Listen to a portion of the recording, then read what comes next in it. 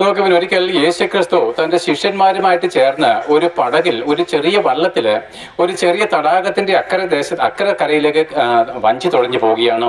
യേശുക്രിസ്തുവിന്റെ അമരത്ത് തലയിണ വെച്ച് ശാന്തമായിട്ട് ഉറങ്ങുകയാണ്. രാത്രി സമയമാണ്.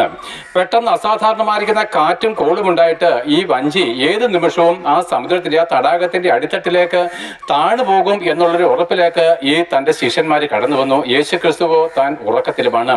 അവസാനം അവരെന്താണ്, അവർ തങ്ങളുടെ സകല ശക്തിയും സംഭരിച്ചുകൊണ്ട് അവർ വഞ്ചി തുഴഞ്ഞെങ്കിലും അവർക്കൊരു കാര്യം മനസ്സിലായി, ഇത് അക്കരെ ചെല്ലത്തില്ല, ഞങ്ങളുടെ ജീവിതം ഈ തടാകത്തിന്റെ അടിത്തട്ടിൽ അമർന്നു പോകും.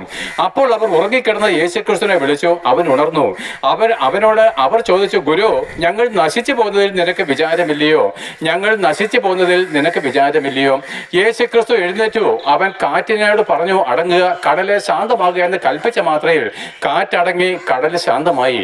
ആ ശിഷ്യന്മാർ ഭയന്നു പോയി. കാറ്റും കടലും കൂടി അവനെ അനുസരിക്കുന്നു. ഇവനാർ? അതേ പ്രിയപ്പെട്ടവരെ, ഇവനാർ? ഈ യേശുക്രിസ്തു ആർ?